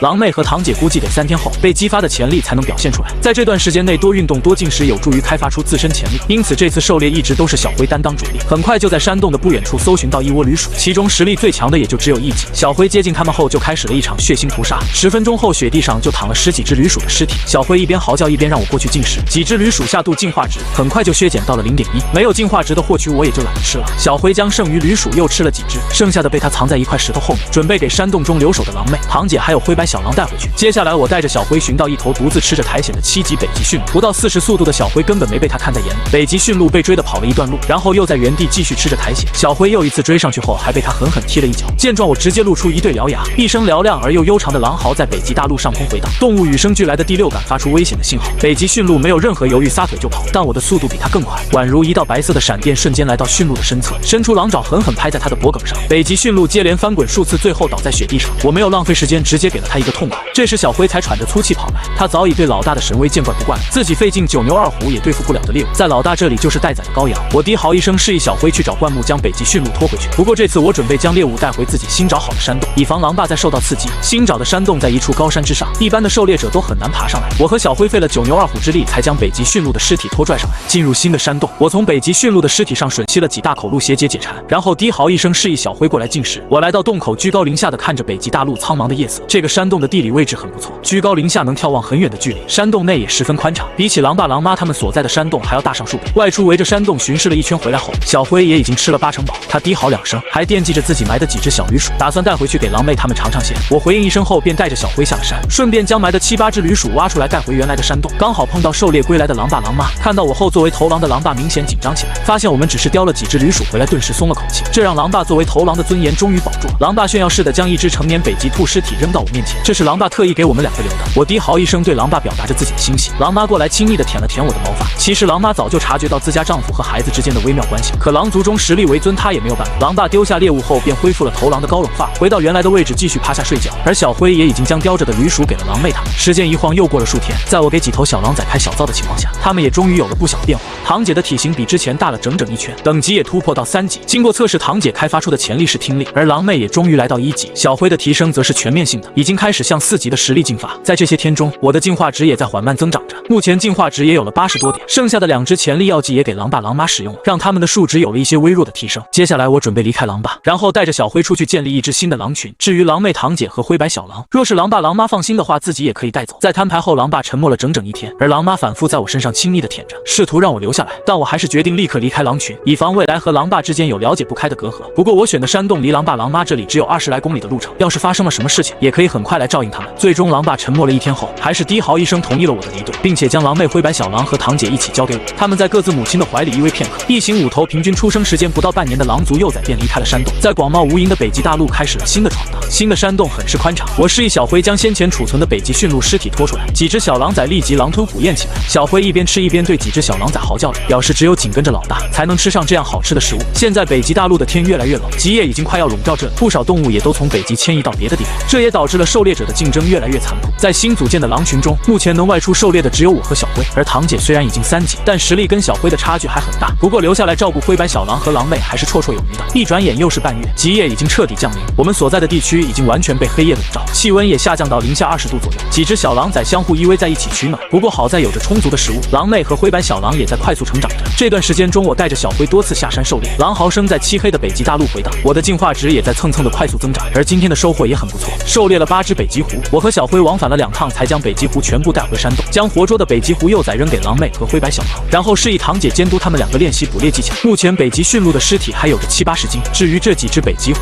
这样的杀孽也只能由我来承担了。锋利的獠牙直接将一只成年北极狐开膛破肚。在进食期间，我也使用了一支进化药剂，刚进肚的第一口就获得12点进化值，我顿时食欲大增，开始狼吞虎咽起来。没一会儿时间就吞食了整整1头成年北极狐，给我带来将近100点的进化值，距离突破6级只有不到30点的进化值，估计明天再吃些就差不多了。我立即站起来走出山洞，小辉见到我出去连鹿肉都不吃了，赶忙屁颠屁颠地跑到山洞洞口，看到我快速离开，顿时有些不解，他长嚎一声却连回应都没有，这让他有些落寞地趴在原地睡了起来。此刻我在北极大陆的黑夜中穿插着，没多久就来到一处雪坡之上，居高临下望去，出现在眼前的是一头笨重的灰熊，它正在啃食灌木的果实，而我独自出来的目的便是这头灰熊。心念一动，眼前便浮现出它的数值属性：血厚防高、耐力强、力量还强，除了速度是短板外，这头熊的属性堪称全方位的碾压我。可我依旧打起了这头熊的主意，因为我在之前就发现它怀孕了，现如今应该是刚刚产下幼崽不久，再加上极夜降临，食物匮乏，灰熊很难快速恢复元气。以往就算是北极狼群都不会来招惹灰熊，但以前没有并不代表现在没有。灰熊这一身熊肉还有熊胆和熊掌我已经馋很久，不过我却没有贸然行动，准备突破到6级后再来猎杀这头灰熊。今天就是为确定下灰熊的身体状态和居住位置。灰熊将周边灌木吃得差不多后，才慢腾腾地回到山洞，我这才收回视线准备回去。可就在这时，我突然注意到不远处有一道若隐若现的红色光芒，仔细一看，竟然是一个拍摄用的红外摄像头，而且还是无人机式的。我直接一个冲刺飞跃而起，狼爪狠狠地拍在摄像头上，顿时被拍得七零八落，微弱的红光在闪烁几秒后立即熄灭。做完这一切，我也就转身离开，消失在这片黑暗之中。就在我返回山洞的路上，距离灰熊山洞2公里的地方出现一辆白色越野车，皮肤白皙、嘴唇红润的蒂凡尼看着平板上面漆黑一片的监控页面，有些郁闷。刚刚那道白色影子到底是什么？难不成是雪橇？等我回到山洞中，担任警戒的堂姐对我亲近的低嚎2声，我也回应了一声，回到自己所在的位置睡了起来。第2天我刚刚醒来，就看到小辉蹲坐在我身边，见到自己老大睡醒，小辉也兴奋地嚎叫起来，还伸出舌头舔了舔我的毛发，这让我直接赏了小辉一爪子。被打的小辉也没有委屈，反而还兴奋地嚎着，因为他觉得只要老大没有丢下自己那就足够了。老大教训小弟是很正常的。我站起身，伸展了下狼躯，低嚎一声，带着小辉走出山洞去附近巡视，感受了下北极大陆的严寒后，便再次回到山洞，招呼狼妹他们过来进食。每天都有食物可吃，在其余狼群中是难以想象的。而狼妹还是在拿小北极狐练手，但却迟迟没有真正伤害它。听到我的低嚎声，才跑着来到北极驯鹿的尸体旁。我给狼妹撕咬下几块北极驯鹿的肉后，就回到了自己的位置，吃起北极狐的肉。一只半进度获得了将近20点进化值，离晋升6级也是越来越近。吃饱的我来到洞口，平静地注视着外面的冰天雪地。而山洞中的堂姐吃完后，低嚎一声，开始检查狼妹练的狩猎技巧。结果狼妹根本没有好好练，小身子晃晃悠悠，摆出破绽百出的狩猎姿势，这让堂姐很是无奈。至于小辉和灰白小狼，在吃完后也开始玩闹起来。期间小辉也会时不时地教灰白小狼一些撕咬和猎杀技巧。山洞中的日子就这样在平淡和闲适中流逝着。很快来到了第2天，我将北极狐的2只幼崽分给小辉、堂姐他们分食，其余的全部进了我的腹中。那股玄妙而又奇异的能量再次降临，综合实力直接提升1大截。嘹亮悠长的狼嚎在上空回荡，好像宣示着狼王的诞生。系统奖励的额外属性点依旧被我全部加在速度上，速度再次突破到一个巅峰。此时的我一身洁白如雪的毛发，高大雄壮的狼躯站在洞口，让山洞中的几只狼崽眼中尽是无尽的羡慕和崇拜。狼群的实力也在稳步提升着，这让我心中略感欣慰。随即低嚎一声，示意堂姐和小辉看家。山洞里北极驯鹿的肉够他们吃个3、4天。我看了看外面漫无边际的夜色，准备现在出去玩飘大的。极夜之下，我很快就来到前几天来过的雪坡。那头灰熊正趴在灌木根部处找昆虫吃，突然它嗅到一股不一样的气味，灰熊赫然从地上直起身子，立即看到雪坡之上闪烁着悠悠绿光的北极狼，它只是狠狠地看了我一眼，然后咆哮一声，示意让我赶快离开，然后继续趴在地上啃着苔藓和昆虫。片刻后，它却发现我的气味还在，甚至离离他越来越近。突然灰熊好像意识到了什么，有些愕然地盯着我看，难道这头北极狼是把自己当成猎物了？想到这儿，灰熊怒气勃发，不过我对他发怒的样子却如视若无睹一般。一声嘹亮悠长的狼嚎声在黑暗中响起，锋利的獠牙也完全展露出来，以每秒40米的速度闪电般冲向灰熊。看到我极致的速度后，灰熊也有些诧异。就在他要举起硕大的熊掌将这道狼影击落时，他却率先受到了攻击。120的速度加上60的力量所带来的强悍冲击力，狠狠击中那颗熊头，在他脸上划出一道鲜血淋漓的伤口，那流出的鲜血顺着毛发染红了眼睛。灰熊怒吼低沉的声音在黑暗中滚滚作响，他没想到自己第一次交锋就受伤了，脸上的痛楚在无声地告诉他这头北极狼的不简单。一击得手后，我迅速翻身回来，而灰熊粗壮的前肢横荡在胸前进行防守。狼爪和灰熊再一次碰撞，不过这一次并没有见效，而灰熊找到时机硕大，熊掌狠狠拍向我的脑袋。还好我的反应快，一个翻滚躲过灰熊的攻击，那一双熊掌直接拍在冰雪之上，直接砸出一个深深的血坑。灰熊那高达上百的恐怖力量在这一刻彰显无疑。我长嚎一声，一双狼眸子死死地盯着灰熊，锋利的獠牙露出，准备给灰熊来上致命一击。灰熊受了2次攻击，他眼睛通红，一张熊脸狰狞万分地向我奔来，而我也对着他再次飞奔过去。狼爪伸出，带出声宛如九幽之下厉鬼的凄叫，一声剧烈的碰撞声响起，直接将我的前爪震得发麻，狼躯也被震得倒退数米。灰熊一击得手，便露出凶悍的神情，快速飞奔过来。我快速闪身躲过灰熊的扑击，然后飞奔到他的后背，照着灰熊脖颈处狠狠拍去，接连3爪直接抓出数道血痕，连续的拍击让灰熊差点轰然倒地。感受着后脖颈处传来的剧痛，他彻底陷入发狂状态。安静片刻后，双方的肃杀之意再次沸腾，我的速度达到一个极致。灰熊2只硕大的熊掌护住头部，在缝隙中死死地盯着冲来的北极狼，转瞬间就厮杀了足足10几个来回。我被灰熊一次拍在背部，一次擦到腹部，2处伤口已经有着鲜血在溢出，甚至就连嘴里也有着淡淡鲜血。而灰熊在10几个来回的厮杀中，也多了10几道鲜血淋漓的伤口。可灰熊的气血值高到恐怖，哪怕受伤已经很严重，可他依旧肆意升腾着凶厉的气焰。受伤后的我也终于开启了猎杀天赋，本来就已经很粗壮的四肢再次变大，锋利的狼爪上有着悠悠冷灰闪过，身上的伤势也被完全压制住。随着一声悠长的狼嚎声响起，我猛然化成一道白影，直接冲向灰熊。灰熊已经觉察到我气势在变强，但并没有退却，怒吼一声，2只硕大的熊掌横荡起来。他以为这种防御姿态还能像之前一样轻松将我的攻击挡下来，可这次狼爪狠狠拍过来的时候，灰熊只感觉到身子猛地一晃，紧接着第2击再次来临，灰熊直接放弃防御，同样也是狠狠一掌拍去，熊掌和狼爪再一次狠狠撞在一起。我只是后退了一步，而灰熊同样也是后退了半步。他从未想过有一天在力量上面竟然会有一头北极狼和自己相差无几。可还没等灰熊再多想些什么，我的攻击便再次袭来。不等他反应过来，一爪狠狠地拍在了他的脖颈上，这次直接带出一道深可见骨的伤口。第2爪直接抓下大片血肉，第3爪直接将熊掌割裂出数道血痕。灰熊不知道受了多少击，只感觉身上处处都是极致的痛楚，眼前也已是血腥一片。吼声再次响起，宣示着他那不屈的斗志。但是很快，我带着闪电般速度再次扑向灰熊，锋利的狼爪也再次狠狠砸向灰熊的头部。他终于被这一击彻底击倒，600多斤的庞大身躯直接砸在冰天雪地之上，冰雪四溅飞舞，像是生命的葬歌。灰熊那一身的伤口和肆意流淌的鲜血，也在无声诉说着这场厮杀的惨烈。倒下的灰熊还在喘着粗气，看我慢慢走近，灰熊临近死亡之际，心中也出现了久违的恐惧。一声嘹亮的狼嚎在黑夜中响起，这场惨烈的厮杀也终于落下帷幕。就在这时，眼前浮现出数道淡灰色的消息提示：以弱克强，浴血搏杀，精准闪避，惨烈之战最终胜利，目标死亡。此次战斗评级为 S+，获得地级愈合天赋，获得1支强化血清，获得10支净化药剂。愈合被动天赋可以加快伤势愈合的速度，免疫毒素，免疫菌类感染，对精神类和辐射类的创伤同样有效，持续时间永久，而且还没有冷却时间。看到这项天赋时，我眼神一亮，这项能力无疑会让我的生存能力大幅度提升。有了这巨大的惊喜，我只感觉到这次的激烈厮杀也值了。我用了1支净化药剂，直接吞噬起灰熊血肉，第一口就获得24点净化值，而且熊肉的味道极好，这使得我更加胃口大开。吞噬掉6、7斤灰熊肉后，我也有7、8分饱腹，同时给我带来170多点净化值。吃完后，我寻了2根灌木，准备将这头600多斤的灰熊拖拽回去。在离开前，我还进灰熊的山洞转了转，可是并没有见到预料中的灰熊幼崽。难道在灰熊出去这一段时间里，有别的狩猎者来过吗？不过我也没有多想，拖拽着灰熊尸体立即返回自己的山洞。浓重刺鼻的血腥味一路上吸引了不少狩猎者，但他们都徘徊不前，毕竟灰熊不是那么好招惹，能够猎杀掉灰熊的存在就更不必多说。其中一头几乎饿疯的雄性猞猁眼中闪烁着凶光，想依仗自身傲人的速度来试探一下，但我的速度比他要快太多了，狠辣的一击直接将他拍出10几米远。可我并没打算杀他，凄惨的哀嚎声更能让想抢夺食物的狩猎者心生退意。结果也显而易见，在看到猞猁直接被我一击打残后的凄惨模样，不少狩猎者都默默止住跟踪的步伐，眼中的凶光也逐渐转变为畏惧的神情。强者为尊，自然界中本就如此，这里只奉行赤裸裸的丛林法则。在我离开后，一众狩猎者直接将眼中的凶光看向受伤的猞猁，猞猁的惨叫只持续了片刻就完全消失，而我拖拽着灰熊尸体已经回到山洞附近，长嚎一声将小灰召唤过来。看到灰熊尸体后，他不敢置信的低嚎2声，虽然我在他心里一直直是无敌的，可还是没想到我竟然强大到可以独自猎杀灰熊，一时间眼睛中尽是崇拜的小星星。见状，我直接赏了他一爪子，示意他赶快帮我将灰熊尸体拖转回山洞。当沉重的灰熊尸体出现在山洞后，几只小狼崽也很是惊讶，他们从未见过灰熊。狼妹和灰白小狼好奇地围在尸体旁嗅了嗅，而堂姐却是很细心地发现了我身上的伤口，立即来到我身边舔着毛发上的血迹和受伤的部位。狼族的唾液含有一种杀菌的物质和一定的消炎作用，所以在受伤后很多狼族都会舔舐伤口。本来我想要拒绝的，但看到堂姐关切的眼神，我还是没有做任何动作，随即低嚎一声示意小灰记得警戒。她也很听话的去动口手。在堂姐帮我将伤口舔舐数次后，我便示意她领着狼妹去进食，而我则是回到原来的位置休息起来。毕竟这场大战耗费的精力和体力都不小。趴下没多久，我便进入梦乡。等再次醒来，外面依旧是漆黑一片。在愈合天赋的作用下，身上的伤口也已经结痂。我站起来活动了下身子，然后低嚎一声，叫上小灰走出山洞，开始了日常巡视。这时小灰也发现了我的伤势，刚想上前帮我舔舐伤口，就被我制止。毕竟伤口刚刚结痂，我可不想小灰这个憨货再给自己舔掉了。随后我带着小灰在山洞附近巡视一圈，很快就发现了一只北极兔。小灰低嚎一声便有了动作，借助山体和雪堆隐蔽身形，在快要接触到北极兔时才突然暴起，锋利的狼爪狠狠向着猎物拍去。但这头意外闯入的北极兔听力很敏锐，在小灰刚刚从雪堆后面窜出的时候，它也就开始飞奔而逃。狼爪一击落空，让小灰很是恼怒，他怒嚎一声，继续向着北极兔追去，很快便将其堵在一处雪堆前面。愤怒中的小灰将逃无可逃的北极兔按在地上，锋利的獠牙刺入北极兔的脖颈处，带出飞溅的鲜血。北极兔挣扎片刻就没了动静，它叼着这头北极兔小跑着来到我面前，我低嚎一声夸赞了下它的进步。随后我们回到山洞中，北极兔给一群小狼崽们换换口味，而我来到灰熊的尸体旁，开始再次进食，一口气吃掉20斤的软糯血肉，甚至还找到灰熊身上的熊胆。有传闻说熊胆是熊族一身的精华所在，我没有任何犹豫，直接吞进腹中，滚滚能量快速转换成100点进化值。思索片刻，猜测这可能和战斗评级是一样的，只有达到10级以上的猎物，有些特殊部位才可能获得大量进化值。不过此时的我已经吃饱了，站起身来到洞口处，望了望森寒漆黑的北极大陆。目前极夜已经持续了将近1个月，差不多再有2个月时间将会重见光明，那个时候迁移的动物也会重新回来，开始新一波的繁衍生息。只是食物匮乏的2个月内，对于很多狩猎者而言并不好，他们已经开始自相残杀。时间一晃3天过去，这些天我没有出去狩猎，而是一直在山洞中养伤。在愈合天赋的作用下，伤势恢复不少。小灰和堂姐的实力属性也在稳定进步着，而狼妹和灰白小狼在这3天先后晋级到2级，已经可以独自抵挡严寒了。灰白小狼体型也大了不少，不过还是免不了被小灰欺负的命运。狼妹和堂姐则是慵懒趴着看着他们打闹，狼妹时不时还会低嚎2声给灰白小狼打气。山洞中的气氛很轻松和谐，而在此时距离山洞20来公里的地方出现一辆灰白色越野车。蒂凡尼开着越野车在这片区域寻找了很久，一直都未曾找到那头想要拍摄的灰熊。本以为是灰熊带着幼崽出去觅食了，但最后却在灰熊巢穴不远处发现一大滩散落在冰雪上的血迹。看着地上的一片狼藉，蒂凡尼忍不住捂着樱桃小嘴，这里肯定发生过一场极为激烈的厮杀。越野车里的迪维娜也操纵着无人拍摄机来到这里，给网友们直播着狼藉一片的场景。看到满地血迹的画面后，本来清冷的直播间顿时多了数条弹幕，有人建议博主赶快上车离开，有人认为厮杀的其中一方就是找寻很久的灰熊，还有人认为另一方是上一次见过的白狼。看着手机直播间上的弹幕提醒，迪维娜连忙将蒂凡尼喊上车。思索片刻，两人最终还是决定去冰层拍摄北极熊，带领网友去观看一下大北极的真正霸主。在说说笑笑的声音中，越野车缓缓前进着，车灯散发出的点点亮光也成为黑夜中唯一的点缀。真正猎杀灰熊的我正在山洞中，看着酣睡如猪的小灰怔怔入神。小灰现在的状态明显有些不对劲，浑身上下体温高的吓人。我将他的数值面板调出来看了一下，才知道原来他是到了4级的突破口。不出意外的话，这一觉醒来作为异种的小灰就能突破到4级，以后也算是可以独当一面。我低嚎一声示意小灰没事，让灰白小狼去睡觉。灰白小狼这才叼着我给的一张北极狐皮毛，来到另一处角落重新趴下来。但那双狼眸子中尽是大大的疑惑。时间一晃又是10天过去，北极大陆依旧笼罩在黑夜之中，狩猎的难度也是与日俱增，不少狩猎者都开始互相残杀。好在我储备在山洞的食物足够多，北极驯鹿的尸体吃的已经剩下一副骨架，早已被堂姐叼着丢出山洞。灰熊的尸体还有300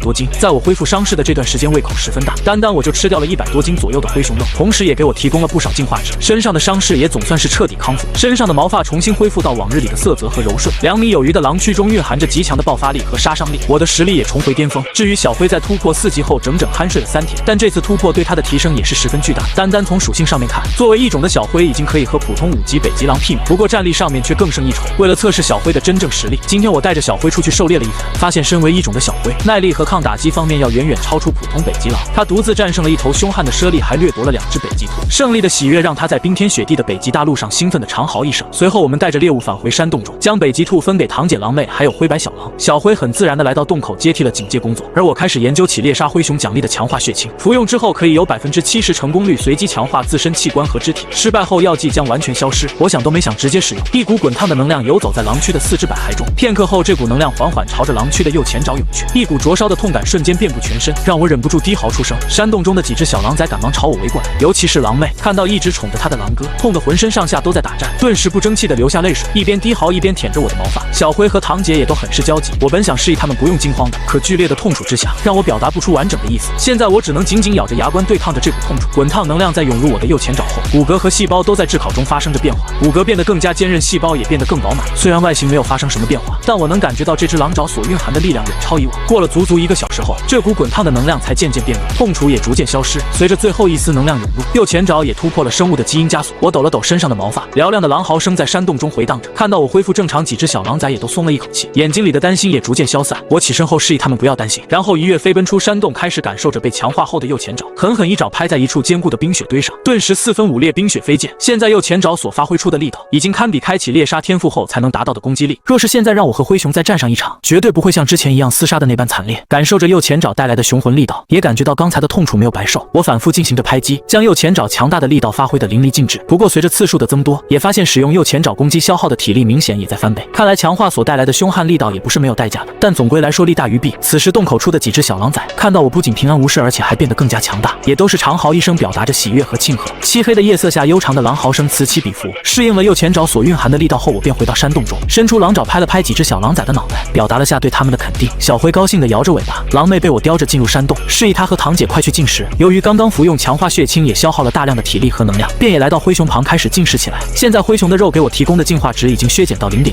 但仍然还是能提供不菲的热量和营养。进食了10来斤熊肉后的体力也在快速恢复着。现如今的我实力已经比之前更加强大，距离成为北极的霸主也又近了一步。现在的北极大陆被极夜笼罩，除了冰层以外，其他地方都毫无生命的痕迹。但冰层一带经常有真正的霸主北极熊出没，很少有狩猎者敢来这里捕食。为了生存，和小辉决定冒险一搏，却没想到在这儿发现了一辆越野车，和上次自己捕猎射牛时看到的越野车一模一样。很快这辆车驶离我们的视线，我和小辉这才向着冰层继续出发。没用多长时间便来到目的地，刚来就看到不远处有一群海豹懒洋洋地躺着。心念一动，属性面板立即浮现在我眼前。他们的实力并不强，自己单挑他们完全不是问题，但我依旧没动，因为这群海豹距离破开冰层的海边太近，要是贸然动手，海豹跑了倒是小事，自己要是不小心跌进海里那就糟了。反观第一次来到冰层的小辉很是兴奋，但没我的命令他也没去招惹那群海豹。看到冰层下有不少鱼儿在游动，他伸出爪子捞了几下，却一条都没捞上来，气得他忍不住低嚎2声。这边的动静立刻引起海豹群的警觉。此时我也来到小辉所在的地方，朝着冰层的鱼儿狠狠抓去，虽然抓空了，但却划破那条鱼的背部，血腥味顿时吸引来不少鱼儿。我示意小辉在一旁警戒，而我专注地看着冰层口下面游动的鱼儿。强化后的前右爪蓄势待发，很快就看见一条4、50公分长的北极鲑鱼游过来。在它游到我最近的时候，右爪狠狠挥出，锋利的狼爪刺入北极鲑鱼的身体中，然后带着海水将这头北极鲑鱼抓了上来。这一幕让不远处的海豹眼中尽是惊讶之色，扫了一眼，这条鱼的属性也立即浮现在我眼前，这是一条2级的北极鲑鱼。我二话不说，直接将其开膛破肚，没想到第一口就获得4点进化值，而且鱼肉也十分鲜美，所以我决定这些天多捕点鱼吃吃，同时也服用了一支进化药剂。7、8斤的鱼没多久就全部进入我的胃中，也给我提供了不少进化值。接下来又用同样的方法再次捕获了几条北极鲑鱼，在进化值削减到1点以下后，便将大半北极鲑鱼扔给一旁警戒的小辉。这时本来懒洋洋躺在冰层上休息的海豹都直起了身子看着我，而我只是扫了一眼，并没有当回事。不过就在我将视线再次放入海水中，突然看到一条1米3、4长的大鱼游动过来，因血腥味汇集来的鱼儿立即四散逃开，有一条逃得慢了，直接被凶猛的大鱼一口吞进肚子中。扫视一眼，那条鱼的属性面板出现在眼前，这是一条5级的北方狗鱼，实力还算不错。见状，我直接一爪子狠狠向海水里抓去，直接将这条足足有着1米多长的巨大北方狗鱼从冰层破口处生猛地拽了出来。北方狗鱼疯狂地挣扎，有力的鱼尾将附近的冰雪砸得四溅飞舞，而我抬起右爪狠狠拍向它的鱼头，一声剧烈的拍击声响起，疯狂甩动的鱼尾立即没了动静。小辉的眼睛都看呆了，不远处的海豹群也都是面面相觑。我将这条硕大的北方狗鱼彻底拍死后，见小辉还在原地看着这条大鱼发呆，过去就是一爪子将它拍醒，低嚎一声让小辉将其拖回山洞。离开冰层后，十分敏锐的第6感突然对我发出极为危险的信号，我立即停下脚步，然后回头一个眼神制止了撒欢跑的小辉。这时小辉也立刻感觉到了什么，不安的四处眺望着，很快就看到前方一个巨大的冰层口，一只体型庞大、气息彪悍的成年雄性北极熊从里面爬上来，嘴里还拖拽着一只体型足足有3米多长的白鲸。沉重的白鲸尸体落地时，将冰层都砸得震动了一下。这头北极熊浑身上下沾染着海水和鲜血混合而成的血水，刚刚剧烈厮杀的它喘着粗气，一时间在白鲸鲜血的衬托下，北极熊彪悍凶猛的气焰在肆意升腾着。小辉被这股气焰压得瑟瑟发抖的站在原地，这就好像是天然的物种压制。在北极圈，北极熊作为横行无数年的霸主，几乎没有对手也没有天敌，能埋葬他们的往往是同类之间的血战以及残酷的自然环境。而眼前的这头北极熊更是一头能独自猎鲸的北极熊，纵使在北极物种中也是当之无愧的强者。他也注意到了不远处的我和小辉，我也眯了眯狼眸看向北极熊，心念一动，北极熊的数值属性便浮现出来。当看到它16级的彪悍属性后，忍不住感慨一声真强。不愧是公认的北极霸主，陆上所向披靡，海中也足可猎杀白鲸，耐力、力量、防御都堪称无敌，简直就是老天爷给饭吃。我和这头北极熊对视良久，但双方没有任何激进的行为。这头北极熊今天捕获了一头白鲸，已经耗费了大量的体力，另外也发现我和小辉捕获的北方狗鱼，让他明白我们并不是冲他来的。随后他默默收回视线，开始趴在白鲸尸体上吞吃起白鲸脂肪来补充自己的消耗，而我也松了一口气，示意小辉拖拽着北方狗鱼先走。小辉这才强迫颤抖的身子，叼着北方狗鱼慢慢离开此地。然后我不紧不慢地跟了上来，一方面是因为我的速度甩开北极熊绰绰有余，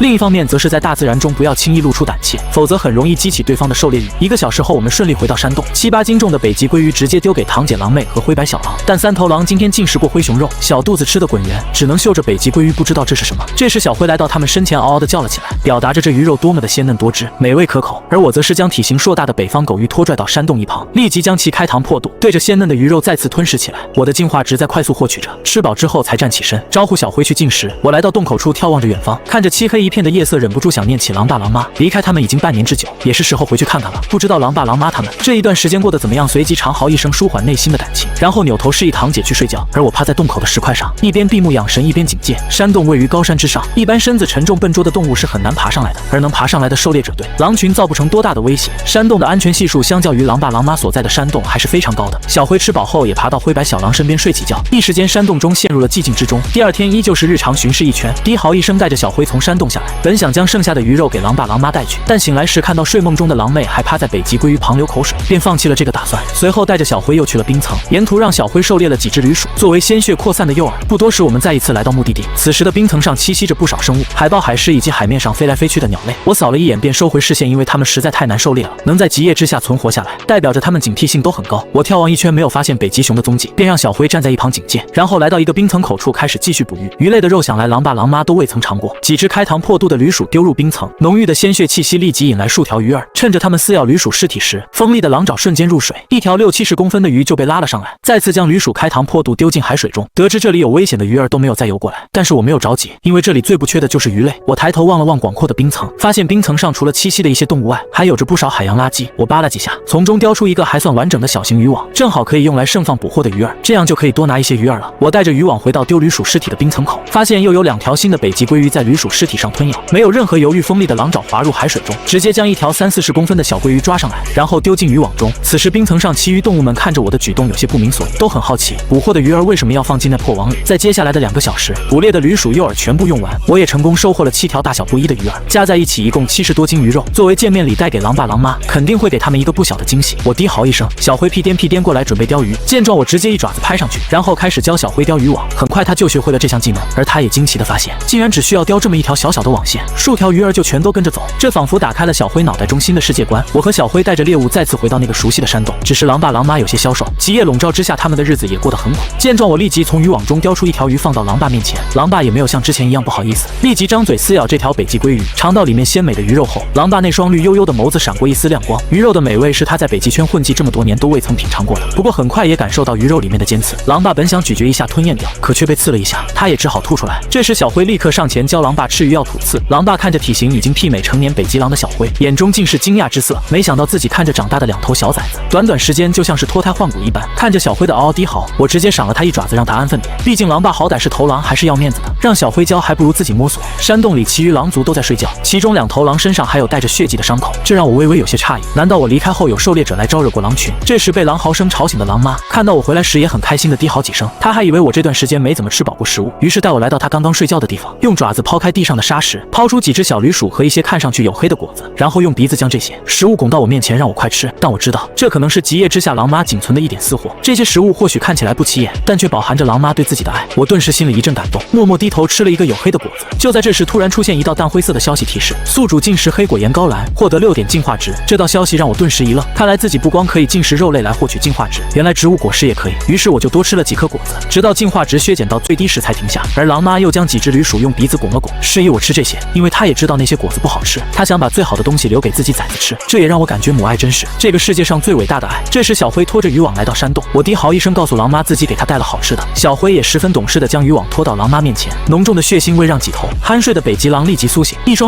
绿油油的眸子看着散发血腥味的鱼儿，口水忍不住在分泌。狼爸立即对这群恶急眼的狼呲了呲牙，这才让他们稍微安分了些。我将渔网中那条狗鱼和一条最大的鲑鱼叼出来，这2条鱼就有着近40斤，足够狼爸和狼妈吃了。然后将剩下的鱼肉交给狼爸处理。这时狼群都开始哀求的嚎叫不停，狼爸取出1条鱼作为储备粮，将剩下的鱼依次分给狼群中其余成员。而狼妈看着我叼给她的鱼，眼中满是惊讶的神情。她没想到，纵使是在极夜之下，自家崽子仍然能捕猎到这么多食物，同时内心也有些欣喜，崽子还是想着他的，都离开狼群了，还特意跑来送食物。狼妈又是很亲昵的舔了舔我的毛发，我低嚎一声示意狼妈快吃，鱼肉很鲜美也很有营养，对于现在缺乏能量体力虚弱的狼妈来说是最好的补品。狼妈很聪明的用爪子将鱼儿开膛破肚，混合着浓重血腥味，扑面而来的还有鱼肉的鲜美。狼妈吃了一小口，眼神明显也亮了一下。对于狼族的味蕾来说，这鱼肉绝对是不可多得的美味。狼妈低嚎着表达着惊喜，我也回了一声示意狼妈好吃就多吃点。这时狼爸也走过来，轻嚎一声和狼妈一起继续进食鱼肉，同时提醒狼妈注意鱼肉上的尖刺。鲜美鱼肉味道和狼群进食的声音充斥着整个山洞，鱼肉大餐扫去了这一段时间来的阴霾，他们本来消瘦的身形和暗淡的毛发立刻恢复以往。狼妈低嚎2声，又是宠溺的看着我，发现我现在比狼爸还要大一圈，代表着这一段时间生活的很好，食物充足。随后狼妈和我用狼嚎简单交流着，问了问狼妹和其余小狼的情况，我都是一一回应。等狼爸出去山洞外面巡视领地后，我也询问起那2头狼的伤口是怎么一回事。狼嚎声中反复提到灰熊，我顿时也反应了过来，这种伤口恐怕也只有灰熊之类的大型狩猎者才能造成。在食物匮乏的极夜之下，狼族会饿急眼的想要猎杀灰熊，而灰熊同样会饿急眼，想要杀掉几条北极狼来充饥。狩猎者之间的互相残杀已经成了很普遍的现象，不过这一切都只是为了活下去。弱肉强食，物竞天择，自然界从来都是残酷的。了解完情况后，我又回到狼妈身边，将剩下的半条狗鱼撕咬下几斤鱼肉，叼给那2只受伤的北极狼。他们惊喜的低嚎，对我表示感激。我默默思索着这片区域的几只灰熊，会是哪只和狼群发生了冲突？熊类是会记仇的，说不准啥时候就会顺着气味摸到山洞里来，杀1头是杀，2头也是杀，反正熊肉味道不错，拿来做储备粮再好不过了。狼妈低嚎一声，示意我在狼群多住几天。我想了想自己山洞中的一群小崽子们，还是拒绝了，不过已经决定日后会时不时就来看看狼爸狼妈他们的，也顺便给他们带些食物和补给。听到我的回应，狼妈虽有不舍，但也没强留，只是亲昵的舔了舔我的毛发。在狼爸回来后，我便带着小灰和狼群告别离开。回去的路上一片寂静，只有狼爪踩在冰雪上的轻微响声。目前我在这片区域狩猎也有半年时间，对于这片区域的狩猎者也有了些了解。方圆100里的区域能上台面的狩猎者有9个狼群和5头灰熊，9个狼群中只有1个大型狼群的实力比狼爸狼妈的狼群强，其余狼群都只能算是大猫小猫2、3只。不过那只大型狼群在区域边缘，一般情况下双方并没有交集。至于灰熊则在这片区域出没很是频繁。目前这片区域的灰熊已经被我猎杀，现在还剩下4头，看来得找机会来验证一下自己目前的战力了。没多久，我和小灰就回到自己的山洞中，刚到洞口就听到里面传来一声声稚嫩的狼嚎，原来是狼妹和灰白小狼又在一起打斗了。现在的狼妹已经能压着灰白小狼打，不过我并没有制止，小崽子们之间的打斗玩闹都是很正常的事情。第2天我早早的醒来，出去巡视一圈，寒风呼啸，依旧冷得刺骨。现在我还差50点进化值就能突破到7级，到时实力将又会得到一个提升。想到这我立即低嚎一声，招呼山洞中的几头狼开始进食，进食了10来斤狗鱼的肉后，获取了20来点进化值，同时鱼肉进化值的获取也下降到最低点。吃饱的几只小狼崽也打闹起来。时间一晃3天过去，在北极肆虐的寒风也停了下来。于是我带着小灰走出山洞，一边搜寻猎物，一边摸索灰熊的具体位置。很快就确定了一头雌性灰熊的位置，一身彪悍的实力几乎没有什么损伤。这头灰熊不是和狼爸狼妈所在狼群发生冲突的那头。我看着灰熊回到山洞后，也就转身离开了。随后我又带着小灰继续搜寻着别的灰熊。遗憾的是，除了冰层，这里并没有什么生命的迹象。在接下来行进的路上，我们还碰到一头流落在外的独狼，看上去体型和堂姐差不多，应该是头2年左右的小狼。它已经饿得瘦骨嶙峋，不过纵使这样一副虚弱之态，在看到我和小灰从旁边经过，还是露出了凶狠的眼神，然后摆出防守姿态，嘴里露出锋利的獠牙。但我和小灰对它并没有任何兴趣，只是看了一眼便离开了。瘦骨嶙峋的小狼这才松了一口气，它慢慢趴下，舔了舔自己腹部上狰狞的伤口，这伤口很深，只差一点就将它开膛破肚。这伤口不是别的狩猎者造成的，而是他狼爸狼妈造成的。极夜之下，找寻不到食物的狼爸狼妈最终将目光看向了自己，可是他不想被吃掉，于是跟狼爸狼妈撕咬，冲出山洞，离开狼群，成为了一头冰天雪地中的独狼。连续半个月没有吃喝的他，只感觉自己很虚弱。瘦骨嶙峋的他趴在一处灌草丛中，一边舔舐着伤口，一边休息着，希望能恢复些体力，支撑着他找到猎物。不过他并不知道危机正在悄悄来临，一头同样皮包骨头的猞猁正匍匐在灌草丛中，一点点接近他。很快我就找到2头雄性灰熊的位置，虽然庞大的身躯略显笨重，但却散发着熊类独有的强横气焰。其中一头灰熊正趴在洞穴附近寻找苔藓和昆虫吃，这头灰熊是我和小灰出来狩猎时又遇到的那头灰熊。另外一头灰熊实力最为强悍，竟有着12级的实力，庞大的熊躯上有不少被撕咬留下的伤口和抓痕，不过这点伤对他来说根本无伤大雅。这头灰熊正在啃食一只不知道从哪里猎杀来的猞猁，灰熊洞穴周围还有一头吃的只剩皮毛的北极狼骨架。见状我已经能猜到，这头灰熊便是狼群提及到的那头灰熊。这时嗅觉极为灵敏的灰熊突然从空气中嗅到了什么，紧接着他猛地抬头望向血泊，狂吼一声便直接向我冲来。看到这一幕，我却没有丝毫退缩，泛着绿光的眸子闪过一丝狠辣，低嚎一声让小灰先撤到远处，没有了后顾之忧，便彻底放开了手脚。在冰天雪地之下，我的视线和灰熊泛着仇恨火焰的视线对撞在一起，灰熊在狂奔中咆哮，它看着血血泊上的那头北极狼，眼中有着无尽的愤恨，因为他前段时间交配的配偶就是被北极狼猎杀的。如今的他对任何北极狼都没有耐心和善意，所有来到他领地的北极狼都得死。他猛地跳起来，一双熊掌狠狠拍向那头，死死盯着自己的北极狼，冰雪被砸得四散飞溅，而我的身影却已消失不见。在他还没反应过来的时候，直接在他后背狠狠地给了一爪，锋利的狼爪也划破了灰熊厚实的皮肉，带出丝丝缕缕的鲜血。久经厮杀的灰熊快速调转身子，四只熊掌撑地，很好的护住了下盘，一双漆黑的眸子也终于升起一抹凝重的神情，背后火辣辣的疼痛在告诉着他，这次的北极狼比他以前遇到的都要强，这让他忍不住想到那猎杀掉自己配偶的凶手。他在空中嗅了嗅，想通过气味寻求答案，但我没给他这个时间，以每秒30多米的速度快速来到灰熊身前，又是一爪狠狠拍向灰熊的眼睛处，但被灰熊下意识的躲闪过去，虽然没击中要害，但也在灰熊头部留下一道深深的血痕，鲜血从头上流到眼角，这让他在黑夜中本来就不好的视线再次遮上了星星点点的星火。不过他已经能确定，我就是前段时间杀死他配偶的凶手。灰熊本来就很旺盛的仇视火焰，在这一刻更是剧烈燃烧起来，怒吼一声再次朝我冲来，速度竟然有了成的提升，配合那足足600-700斤的体重，仿佛有着碾碎一切的威势。面对灰熊的野蛮冲撞，我没有硬扛，而是一个闪身躲开，无数冰雪碎片向着四周飞溅，一击不中再次转身向我狂奔而来。我略微侧身，然后伸出锋利的右爪，狠狠朝灰熊柔软的腹部拍去。熊掌沉闷的拍击声和锋利狼爪划破皮肉的声音同时响起，灰熊的腹部被我的狼爪割开一个很深的口子，我也被硕大的熊掌擦到侧身，掉了至少20-30点的气血值。灰熊怒吼一声，挥舞熊掌再次朝我狠狠砸来，我只能凭借速度不停闪躲。很快一狼一熊就从血泊上厮杀到了血泊下，双方都出现了不同程度的伤口。就在双方休整的时候，突然一声稚嫩的熊吼声从灰熊的洞穴中响起，只见不远处的洞穴里有一只2个月的灰熊幼崽正爬出来，他看向我时眼神之中满是仇恨。这时我突然想到了什么，猛地抬头再次望向那头灰熊幼崽，鼻子也在空气中嗅了嗅，很快就从灰熊幼崽身上嗅到一股熟悉的气味，赫然就是当初猎杀的那头雌性灰熊的气味。在这一刻，我终于明白了当初为什么在猎杀的雌性灰熊洞穴中没发现出生的小幼崽，也明白了为什么这1-2个月大的小熊就对我如此敌视，更明白了为什么这头雄性灰熊对着自己发狂似的进攻。我感受着侧身剧烈的疼痛，同时也有些感慨大自然的奇妙。没想到和狼爸狼妈有冲突的灰熊，正是自己当初猎杀的那头灰熊配偶，不是冤家不聚头啊！想到这儿，我的狼眸掠过一丝狠辣和凶残。现如今这片北极大陆的区域中，我和这头灰熊只能活一个，熊类是会记仇的。凭借刚刚这头灰熊残暴的攻击，我就知道不宰了它，说不准这头灰熊会惦记自己多久。灰熊看到自己崽子出来后长吼一声，示意崽子赶快回到洞穴，同时将庞大的熊躯横荡在我和洞穴之间。灰熊的耐力要比我高上很多，纵使刚才那般狂暴的攻击，却也只是消耗了它一半的体力，而我的体力却已经消耗了大半。再这样下去，被拖死的将会是自己，所以必须速战速决。纵使杀不死这头灰熊，至少也要将它重创。念及于此，正打算开启猎杀天赋，和灰熊殊死一搏的时候，突然一道深灰色的狼影猛地窜出，是匍匐隐藏着的小灰。他看出自家老大有些打不过这头大灰熊，便立马向那头灰熊幼崽狂奔而去，以此来分散灰熊的精力，消耗他的体力，来给老大赢得几分优势。果然，小灰的行动生效了。灰熊看到快速飞奔的小灰，彻底怒了，他身子弯下，快速向着自家崽子而去，正好给我提供了极好的攻击空间。没有任何犹豫，一道白色狼影迅速冲出，在灰熊后肢上划出一道深深的血痕，但灰熊没有停留，也没有顾及伤口，还在向着幼崽狂奔。我直接一跃而上，来到灰熊背后，锋利的獠牙从灰熊背后撕咬下一大片血肉，钻心的疼痛让灰熊不得不停下脚步，直立起庞大的身子疯狂甩动。我落地后直接和灰熊拉开距离，只要它再有动作，那锋利的狼爪和獠牙依旧会落在它身上。这使得灰熊忍不住怒吼，可眼看着那条灰色的北极狼已经快要冲到洞口处了，灰熊只感觉脑海中有团烈火在燃烧，在沸腾。沉闷的熊吼声在森寒的空气中回荡，在狂怒之中，灰熊已经昏了头。尤其当看到那头灰色北极狼已经来到山洞处，狠狠一爪将自己幼崽拍翻在地后，灰熊就咆哮着冲向了洞穴。小灰口咬住熊崽背部，开始狂奔，来拉扯和消耗这头灰熊的体力。这时我也再次发起攻击，一爪又一爪狠狠拍在灰熊的侧腹部，但始终没能彻底破开灰熊的脂肪。眼看灰熊就要追上小灰，也正是这个时候，小灰脚下一滑，狼躯被摔了数米远，一双狼眸子中尽是恐惧，一只硕大的熊掌向着他狠狠拍来。千钧一发之际，一道速度极快的白色狼影出现在他眼前，本来该泛着绿光的眸子，现如今却透出嗜血般的猩红，狼爪和獠牙也比平日里要锋利上几分。此时的我已经开启了猎杀天赋，洁白毛发的狼爪和熊掌狠狠撞到了一起，极强的反震力让我们同时倒退出数步。灰熊只感觉掌心发麻，他没想到我的力量竟然有了这么大的变化。我没有浪费时间，再次发起进攻，锋利的右爪狠狠击打在他的右肩，这一击彻底撕开他的脂肪层防御，直接将最深处的血肉狠狠划开，甚至都隐约可见里面的森森白骨。剧烈的疼痛让灰熊发狂，一双熊掌在身前大肆挥舞，可惜没什么用，我的攻击依旧在持续，灰熊庞大的生命值也在飞速流逝着。猎杀天赋退去，还是没能斩杀这头灰熊，于是我快速和他拉开一个足够安全的位置，然后在原地喘着粗气。此时的灰熊也觉察出我的虚弱，就在他想要狂吼一声冲过来将我撕碎时，却发现他的吼声在这一刻也变得软绵无力。失血过多的他只觉得眼前有些天旋地转，刚走了几步就开始摇晃起来，前肢轰然落地，恢复了四只熊掌撑地的状态。他忍不住踉踉跄跄的向后倒退，撞到了后面的冰雪堆上，然后身子终于站不住，彻底倒了下去，强横气焰也在一点点消散。看到这一幕的我也终于松了口气。这场厮杀了1个小时的战斗终究还是赢了。我长嚎一声走向灰熊，果断地结束了这头灰熊的性命，也结束了他的痛苦。在这一刻，狼嚎声响起，宣告着这场战斗的结束。死里逃生的小灰也跟着长嚎一声。在灰熊那双熊眸子彻底失去神采后，我也得到了相应的奖励，眼前也浮现出数道淡灰色的消息提示：以弱克强，浴血搏杀，精准闪避，协同对敌，惨烈之战，目标死亡，战斗评级为 SS， 获得一种血清，获得1只天赋血清，获得10只净化药剂。扫了眼奖励后，我没有再耽误时间，招呼小灰寻找灌木，将灰熊尸体拖拽回山洞。目前我的体力值所剩无几，不能继续在冰天雪地的野外逗留了。在小灰寻找灌木的时候，我看了眼被丢在冰天雪地中的灰熊幼崽，这幼崽被小灰獠牙刺穿过皮肉，竟然还是在悄悄爬行到一处冰雪堆的后面，想借助着冰雪堆的遮掩逃离。看着这一幕的我微微有些诧异，这灰熊幼崽的生命力和智商有些超纲了吧？而且1-2个月的灰熊幼崽就知道仇恨为何物。想到这儿，我立刻看向这头灰熊幼崽，心念一动，灰熊幼崽的数值属性浮现在我眼前，数值面板堪称华丽。1-2个月的小熊崽子竟然堪比1年多的狼崽属性。最让我看重的还是物种后面的一种备注，如果能活下去，说不准未来会成长到什么地步。念及于此，便直接斩草除根，一爪结果了他的性命，然后拖着2只猎物往山洞的方向继续前进。在来时的路上，一头瘦骨嶙峋的毒狼死死咬住一头猞猁的喉咙，哪怕这头猞猁的利爪将这头毒狼身上抓得遍体鳞伤，毒狼依旧没有松开口。在死死咬了猞猁喉咙良久后，这头猞猁终于没了动静，毒狼这才松开獠牙，全口大口的喘息着。他本想去吞噬这头猞猁的尸体，但现在他做不到了。这头猞猁给他造成的创伤也很大，实际处血淋淋的抓痕将他为数不多的鲜血和生命力近乎放空。毒狼眼中流露出一抹悲戚，这是要死了吗？又是过了片刻，毒狼只感觉眼皮变得很沉重，也感觉很困。在闭上眼的时候，他那颗狼脑袋在想，还不如让狼爸狼妈吃了呢，最起码还能填饱他们的肚子。而也就是在这个时候，正巧我和小灰路过，我看着这头明显还没断气的毒狼，又看了看被咬死的猞猁，就上前将他们2个叼起来，都放在灰熊尸体上。这头猞猁有着4级的属性，而这头小毒狼只有着3级的属性，却能反扑咬死猞猁，可见其凶残果决程度。带回山洞，能活下去最好，活不下去也就只能说命该如此了。这次和灰熊厮杀，我也认识到了团队作战的重要性，并且团队作战还可以多获得1条评分，这样有助于多获得奖励。所以我准备将狼群扩张一下，这头小毒狼若是能活下去，我不介意收留它，让它成为狼群中心的一员。正在酣睡的狼妹也被浓烈血腥味弄醒，起来一看，只见狼哥又带回一头庞大的灰熊和一头猞猁的尸体，顿时蹦蹦跳跳的嗷嗷叫着。精疲力尽的我回到自己的位置休息起来，小灰也是喘着粗气，躺在灰白小狼身边恢复体力。这时蹦蹦跳跳的狼妹也发现了还在喘气的小毒狼，她很是惊奇，这是狼哥带回来的新成员吗？休息片刻后，我低嚎一声，示意堂姐去看看灰熊尸体上的小毒狼，顺便让堂姐将山洞洞口蟹冰血块拍碎喂给小毒狼。交代完这一切后，便继续趴着休息。堂姐也按照我的示意不折不扣地做着。永恒的夜色下，时间悄悄流逝。第2天，我从酣睡中醒来，在愈合天赋的作用下，被灰熊撕裂的伤口已经好了大半。如今天边已经隐约可见一道亮光，这意味着极夜即将退散，北极的暖季将要来临，不少物种也开始向着这边迁移。我站起来活动了下身体，然后使用了1支净化药剂，来到灰熊尸体旁，直接找到一身精华所在的熊胆，没有任何犹豫地吞进腹中，瞬间转换成一股庞大的净化值。恭喜宿主进食12级，熊胆获得100点净化值。看着这道提示，我的眼前一亮，看来猎杀的猎物等级越高，体内精华所给予的净化值也就越高。有了这100点净化值，我再一次达到了晋升的门槛，净化的玄妙能量瞬间遍布全身，本来结痂的伤口也在快速恢复，这股能量也在强化和滋补狼躯上的4只百骸。10几分钟后，净化的能量才逐渐消散，我也正式晋升到7级，狼躯已经接近3米。除此之外，变化最大的还是爪刺，长了大约1公分，锋利程度也是有所增加。现在的我实力再度达到一个新的高度，额外的10点属性点还是被我加到速度上，140的速度值每秒40多米，几乎算是自然界中的巅峰。就算是手持热武器的军人也很难瞄准和击中。我走到洞口，长啸一声，发泄着实力巨大提升的喜悦。狼嚎声在森寒的极夜之下回荡着。这时小灰也醒了过来，感受到自家老大气势又有了一个新的提升，他忍不住连连惊喜的低嚎。警戒中的堂姐也低嚎一声，表达着惊喜之情。我低嚎一声招呼大家进食。本来还在酣睡的狼妹和灰白小狼这时也醒了。我没有进食灰熊肉，而是来到小熊仔的尸体旁开始进食。第一口吞进胃里所获得的净化值就让我眼前一亮，竟然高达45点净化值。进食了7、8斤的一种灰熊肉后，我就感觉很撑了。这些肉也给我提供了200多点净化值。吃完后，我看了看一旁还处于昏迷的小毒狼，状态比昨天要稳定不少，但还是很差。我撕下灰熊幼崽最柔软、富含鲜血最多的一块血肉，塞进小毒狼的嘴里。这是一种灰熊的肉和鲜血，富含大量的营养和能量。我能做的也只有这些，至于能不能活下去，还得看这头小毒狼的命硬不硬。接下来我趴在山洞洞口开始警戒。现在我的状态还没恢复到巅峰，也没打算外出狩猎。山洞的食物足够狼群吃上2、3个月了，在不限制几只小狼崽的胃口下，它们的实力也处于一个快速提升的阶段。时间一晃10天过去，北极上空那道亮光持续的时间越来越长，气候也渐渐变暖。暖季的到来已经有一些物种迁徙回了北极，有了猎物，也就意味着极夜之下的狩猎者们终于看到了生存的希望。这一段时间肯定也是狩猎者最疯狂的时间，纵使是大型的社牛群也敢冒险一试。我和小灰的体力也早就恢复到巅峰，这些天进食一种熊仔也给我提供了100多点净化值。小灰距离5级也越来越近，其中堂姐的成长速度最让我意外，她已经快要要突破4级。至于狼妹和灰白小狼，距离突破3级还有一段距离要走。除此之外，在这些天中，小孤狼也凭借顽强的生命力活了下来，伤口虽然没有愈合，但生命状态已经基本算是稳定。小独狼本来以为自己死定了，但没想到醒来后看到一个狼群，山洞中还放着足足700-800斤的灰熊尸体，其余狼族都是毛发鲜亮，一副生龙活虎的状态。小孤狼这才觉得这个狼群好像和他印象中的狼群不太一样。不过他纵使醒来也不敢发出丝毫声响，小心翼翼地躲在山洞角落处。每次听到我招呼狼崽进食的低嚎，他也不敢凑进去吃，只能狂咽口水，看着其他狼群大口躲。因为以前的经历不仅教会了他面对敌人要露出獠牙，还教会了他要小心谨慎地活着。他死死压抑着野兽本能，安安分分地趴在角落处，不敢有丝毫动弹。今天已经是他醒来的第3天。此时的小孤狼看着不远处进食的狼群，他只感觉自己饿得脑袋都在发晕，但他只是将脑袋埋在前肢里，嗅着山洞冰冷沙石的气味。这时我也注意到了小独狼，在他苏醒的3天里，我一直没有搭理他，就是要看看他的品性。要是只有凶残和暴虐，就绝对不能留。好在这头小独狼并没有让我失望。我示意小灰招呼小独狼进食，得到我的命令后，小灰立刻来到小独狼面前，低嚎一声，将头埋在前肢的小独狼这才抬起头。他没想到狼群竟然会招呼自己去进食。见小独狼还在发呆，小灰一爪子拍在他的头上，勉强站起来的小独狼又是一个踉跄倒了下去。片刻后又挣扎着重新站起来。见状，小灰没有再催促，从灰熊尸体上撕咬下几大块血肉给他叼过来。小独狼难以置信地看着面前的血肉，灰熊肉是他从未吃过的，因为他以前所在的狼群很小，看到灰熊来了只有夹着尾巴撤退的份。小灰再次低嚎一声，示意他快点吃。小独狼这才挪动身子来到食物旁，然后又看了看不远处的白狼，他心里知道这头白狼才是狼群中的头狼。见到白狼没有表示什么异议，他才伸出舌头舔了舔灰熊肉，然后大口吃了起来。这一刻，小独狼只感觉灰熊肉是这个世界上最好吃的食物。见状，小灰也摇头晃脑的满意离开，然后陪着狼妹和灰白小狼打闹起来，而我则是趴回自己的位置，开始研究起猎杀灰熊后得到的奖励。其中最珍贵的便是2只血清，一种血清可以让普通物种进化成异种，因为我有吞噬进化系统的缘故，一种血清无法使用，想着以后给狼爸使用。天赋血清有10%的概率开启新天赋，90%的概率强化自身天赋。我没有任何犹豫，立即使用。没多久就感觉体内出现了一道能量，愈合天赋成功晋级到 C 级天赋，伤势愈合的速度提高20倍，免疫毒素、免疫菌类感染，对精神类和辐射类的创伤同样有效，持续时间永久且没有冷却时间，大幅提高了我的生存能力。进化到最高级别不晓得会达到什么层次。使用完天赋血清后抬头看了眼正狼吞虎咽的小独狼，他的精神已经有了明显提升，不过还需要好好调教一番，才能成为狼群骁勇善战的一员。接下来我和往常一样，带着小灰先去山洞附近巡视一圈，然后又去看了看已经恢复生机的其他区域。每个狩猎者都有着自己的领地，在领地内的所有猎物都算是他们的私有财产和储备粮，只不过极夜之下万物寂寥，